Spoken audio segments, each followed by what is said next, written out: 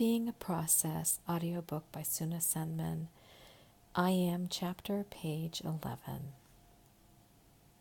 For most of my life, I felt like I failed my purpose in life. I experienced my purpose in life coming from my parents' hope. When I couldn't fulfill my parents' hope, I felt that I failed in life and was useless. Starting from age 15, I felt undeserving to eat. While I started to resemble an anorexic, my motives for self-starvation were not to look slim.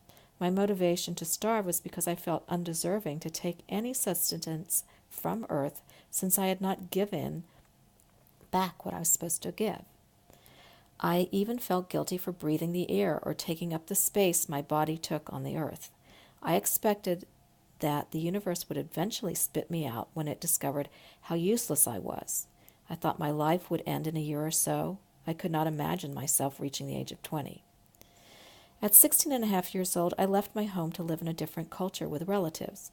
My life did end in a sense. I was exposed to different expectations and relationships. I didn't have adults telling me their problems. I wasn't expected to make parenting decisions. Nearing my 17th birthday, a huge depression began that would darken over the next 20 years. I felt that I had no childhood and my time had run out to get one. Eventually, I realized that I wasn't created by my parents, but through my parents. My Creator had His purpose for me that I had not failed at. His purpose was more process-driven than task-oriented. That purpose is to be loved, a child of the universal Creator, called by many names in every human culture, and to express that love to others in my own unique expression. I need many reminders of that purpose because the distractions and temptations to find other purposes for being are many. My experience of being is affected by which purpose I connect with in a situation. As I can define a situation in several ways depending on perspectives, so can others.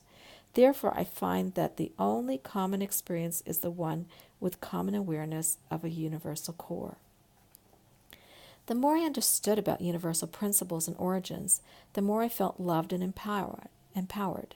I believe that my universal purpose has always been known to me non-verbally in my core, the same core that I share with humanity. There are many verbal expressions of the core purpose that attempt to lead to a full understanding. Yet since people have so many different languages and communication styles, verbal expression can be confusing. I find that I most often draw upon experiences to relate to the expression of meaningfulness. Many factors affect my sensory experience. My past experience create a grid of comparison and likeness to the current experience. The current situation affects my experience. Disturbing news or the opposite contribute to how I experience the moment. The activities of other people affect me. If a friend starts screaming at me, the intensity of this experience tends to override any pleasant experience I may have. These factors creating my sensory experience are commonly known as my feelings. My feelings are the biofeedback I relate to my higher brain, where decision making takes place. My sensory